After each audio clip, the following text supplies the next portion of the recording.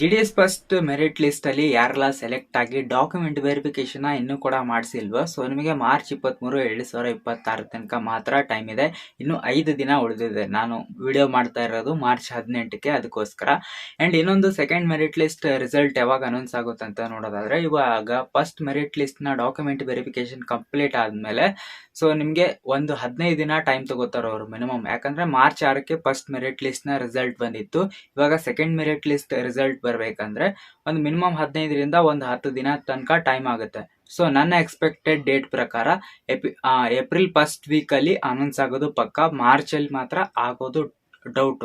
ಅಲ್ಲಿ cut off ಎಷ್ಟು ಇರುತ್ತೆ ಸೆಕೆಂಡ್ ಮೆರಿಟ್ ಲಿಸ್ಟ್ ಅಲ್ಲಿ ಅಂತ ನೋಡೋದಾದ್ರೆ, ಅಫಿಷಿಯಲ್ ಸೋರ್ಸ್ ನ ರೆಫರೆನ್ಸ್ ಪ್ರಕಾರ ಸ್ಕ್ರೀನ್ ಮೇಲೆ ಹಾಕ್ತಾ ಇದೀನಲ್ವಾ, ಸೊ ಇದರಲ್ಲಿ ಕಟ್ ಆಫ್ ನಿಮ್ಗೆ ಆಲ್ಮೋಸ್ಟ್ ಇರುತ್ತೆ. ಇದನ್ನ ಟೆಲಿಗ್ರಾಮ್ ಅಲ್ಲಿ ಕೂಡ ಅಪ್ಲೋಡ್ ಮಾಡಿರ್ತೀನಿ, ನೀವು ಚೆಕ್ಔಟ್ ಮಾಡ್ಕೋಬಹುದು. ಬಟ್ ನಾನು ತೋರಿಸಿರೋಂತ ಕಟ್ ಆಫ್ ಇಲ್ಲಿ ಫೈನಲ್ ಆಗುತ್ತೆ ಅಂತ ಹೇಳಕ್ ಆಗಲ್ಲ. ಯಾಕಂದ್ರೆ ಸಮ್ ಟೈಮ್ಸ್ ಅವರು ಚೇಂಜ್ ಕೂಡ ಮಾಡ್ತಾರೆ. ಆದ್ರೆ ನಿಮಗೆ ಕಟ್ ಆಫ್ ಅಂತೂ ಕಡಿಮೆ ಇದ್ದೇ ಇರುತ್ತೆ ಸೆಕೆಂಡ್ ಮೆರಿಟ್ ಲಿಸ್ಟ್ ಅಲ್ಲಿ. ಇನ್ನು ಎಷ್ಟು ಮೆರಿಟ್ ಲಿಸ್ಟ್ ಗಳು ಬಿಡ್ತಾರೆ ಅವರು, ಅದರಲ್ಲಿ ಕಟ್ ಆಫ್ ಕಡಿಮೆ ಆಗ್ತಾನೆ ಹೋಗುತ್ತೆ. ಇವಾಗ ಫಸ್ಟ್ ಡಾಕ್ಯುಮೆಂಟ್ ವೆರಿಫಿಕೇಶನ್ ಅಲ್ಲಿ ಯಾರೆಲ್ಲ ಸೆಲೆಕ್ಟ್ ಆಗಿ ರಿಜೆಕ್ಟ್ ಆಗ್ತಾರಲ್ವಾ, ಆಲ್ಮೋಸ್ಟ್ ಅಲ್ಲೂ ಫಸ್ಟ್ ಮೆರಿಟ್ ಲಿಸ್ಟ್ ಅಲ್ಲಿ 1020 ಜನ ಸೆಲೆಕ್ಟ್ ಆಗಿದ್ರು. ಸೊ ಈ 1020 ಜನರಲ್ಲಿ ಅಷ್ಟು ಸೆಲೆಕ್ಟ್ ಆಗಲ್ಲ. ಒಂದು 200ರಿಂದ 300 ಜನ ಸೆಲೆಕ್ಟ್ ಆಗ್ಬೇಕಂದ್ರೆ ತುಂಬಾ ರೇರ್. ಯಾಕಂದ್ರೆ ಕೆಲವೊಬ್ರದ್ದು ಎಲ್ಲ ಕೂಡ ಡಾಕ್ಯುಮೆಂಟ್ಸ್ ಕರೆಕ್ಟ್ ಆಗಿರಲ್ಲ, ಮಿಸ್ ಮ್ಯಾಚ್ ಆಗ್ತಾ ಇರುತ್ತೆ, ಮಾರ್ಕ್ಸ್ ಅನ್ನ ತಪ್ಪಾಗಿ ಎಂಟ್ರಿ ಮಾಡಿರ್ತಾರೆ, ಇದೆಲ್ಲ ಪ್ರಾಬ್ಲಮ್ ಆಗಿರುತ್ತೆ.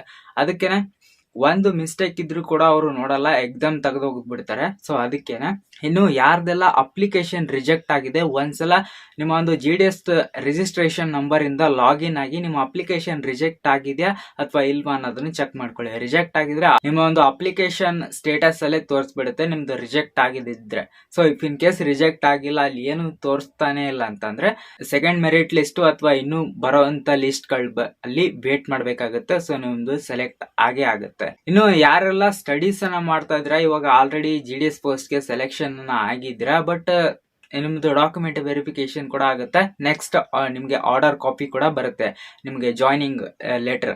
ಸೊ ಅವಾಗ ನೀವು ಇನ್ನೂ ಕೂಡ ಕಾಲೇಜ್ ಓದ್ತಾ ಇದ್ರೆ, ಸ್ಟಡೀಸ್ ಅನ್ನ ಕಂಟಿನ್ಯೂ ಮಾಡ್ತಾ ಇದ್ರೆ, ಸೊ ನಾವ್ ಯಾವ ತರ ಇದನ್ನ ಹ್ಯಾಂಡಲ್ ಮಾಡೋದು ಅಂತ ನೋಡೋದಾದ್ರೆ, GDS ಪೋಸ್ಟ್ ಅಲ್ಲಿ 4 to 5 hours ನಿಮ್ಗೆ ವರ್ಕ್ ಇರುತ್ತೆ, ಡಿಪೆಂಡ್ ಆನ್ ಅದು ನೀವು ಯಾವ ಪೋಸ್ಟ್ ಗೆ ಅಪ್ಲೈ ಮಾಡಿದ್ರೆ ಅದ್ರ ಮೇಲೆ. ಅಂಡ್ ಅಷ್ಟೇ ಅಲ್ಲದೆ ನಿಮ್ದು ಕಾಲೇಜಲ್ಲಿ ನೀವು ನಿಮ್ಮ ಒಂದು ಪ್ರಿನ್ಸಿಪಾಲ್ಗೆ ರಿಕ್ವೆಸ್ಟ್ ಮಾಡಿಕೊಂಡು ಡೈರೆಕ್ಟ್ ಎಕ್ಸಾಮಿಗೆ ಹೋಗೋ ತರ ನೀವು ನಿಮ್ಮ GDS ಸೆಲೆಕ್ಷನ್ ಆಗಿರೋದನ್ನ ವರ್ಕ್ ಕೂಡ ನೀವು ಮಾಡ್ತಾ ಹೋಗ್ಬೋದು. ಅಂಡ್ ಈ ಕಡೆ ನಿಮ್ದು ಕಾಲೇಜ್ ಕೂಡ ಸ್ಟಡೀಸ್ ಕೂಡ ನೀವು ಕಂಟಿನ್ಯೂ ಮಾಡಬಹುದು.